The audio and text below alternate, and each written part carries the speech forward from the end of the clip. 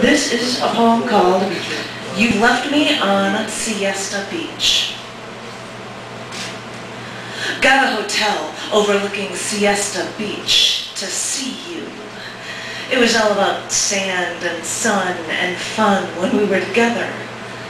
But after spending all night on the beach with you last night, we argued and I screamed at you to leave me alone, and you stormed away.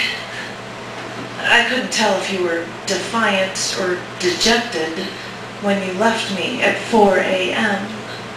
But when I got back to my hotel overlooking the beach, I couldn't sleep. I called your cell at 5 a.m. It jumped to your voicemail. At 6, I heard sirens, so I looked out my hotel window overlooking the beach and saw the lights and 2 ambulances and a crowd circled the shoreline. My God, I thought, it was just an argument and we'd be okay. That can't be you. So I grabbed my phone and my keys and ran to the elevator. I stepped inside and heard 2 people talking about the unfolding news. I heard, they found a man washed up on the beach. He wasn't in swim clothes and he had no life vest, so they think he committed suicide. So I ran out of that elevator as soon as those doors would open, sprinted to the beach.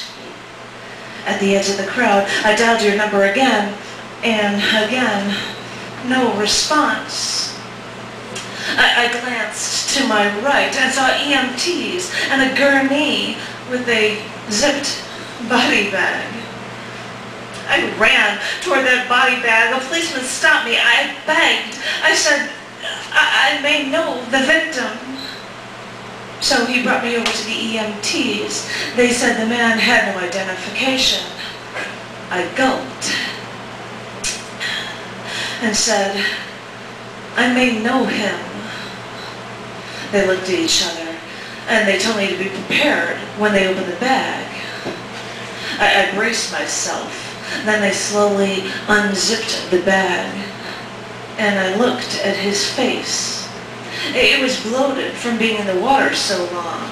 He was pale from no blood circulating, and his eyes were wide open. I mean, it's not like the movies where an actor could press their fingers over the dead's eyes and the eyes then just stay closed. They even used to put coins over the eyes of the dead in the old days. So his eyes were wide open. I stared back at his vacuous stare, then turned away. I don't know this man, I told the EMTs, and they asked me if I was sure. People look different when they die out in the water like this, they told me. And I said, that's not his eye color. And I walked away. Now I wonder what really died that day, since I never heard from you again.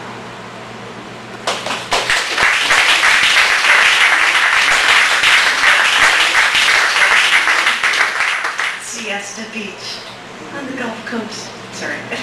I happened to be on this death kick from yesterday, and because I'm wearing bullets. I got bullets in my earrings, on my necklace, and I got a bullet belt, but I didn't shoot these ones on my belt. So, but because I'm on the death theme, and because it was asked of me yesterday, I should have read this poem. I thought I will pull it out from my collection book, Kuypers, and I read this poem that is called Death Takes Many Forms, which is also really good because right now we're all just dying from the heat right now, because it talks about the seasons and being winter and cold, so you can be comforted in that, I guess. This is called Death Takes Many Forms.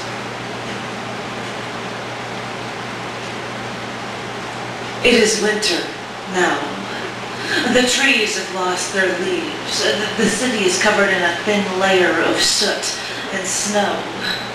The grass is dead. In the sunless sky, black birds circle overhead, searching for prey. An eerie cold settles over everything. Nothing is growing anymore. Death takes many forms. For you, death first came when you were 5 years old, and your mother had to give you 3 shots of insulin a day until you could take a needle to yourself. Did it hurt to push that needle into your arm the first time? Or did it hurt you more to know you had no choice? Death takes many forms. Death can be someone telling you without trying that they're losing their eyesight. Behind Coke bottle glasses, you would see me and say, "That's a nice black suit you're wearing." And I would tell you, "It's green." And you wouldn't believe me.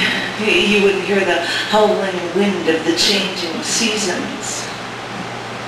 Death takes many forms. I know what follows the autumn wind. It is winter now. And do you remember when it happened? I mean, the changes are subtle. The temperature drops, first only slightly. It's almost imperceptible. Only when the first snow falls do you realize where all the seasons have gone. Death takes many forms. Death can be a sweat-soaked shirt, the shakes, dizziness when you needed food. You would look as pale as a ghost as I would hold your cold, wet arm and study you. Quick, some sugar will make everything better. Isn't everything better yet? Death takes many forms. The signs of death can come when you lose your circulation. "My feet are numb, Janet," you'd say to me. "I can't feel my feet anymore." And I would rub your feet for you, and you would say it makes a difference. You feel better. If only I could do this forever. Death takes many forms. I said goodbye to you to travel my own road, but I didn't think it was the last goodbye. How was I to know? When I left, I knew you didn't want me to go. And now it's my turn. Why are we always saying goodbye to each other? Are you trying to teach me a lesson? Because if you are, well, I've learned it. Trust me, I have. You can come back now. Death takes many forms, and now it seems you take me down with you. You take me down in a casket with you, and I'm running my hand along your jacket lapel, and I can feel the coldness of winter all around me, and I can hear them shoveling the dirt over my head, and I want to get out, and I want to take you with me. Death takes many forms. Death can be that hole you left, you know, right over there, just to the left. I keep wondering when the pain will go away, when everything will be better.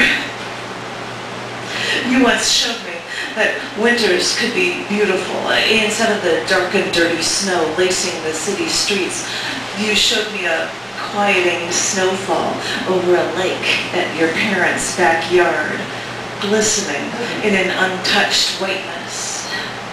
I told you I hated winters, and you told me, "This you don't hate."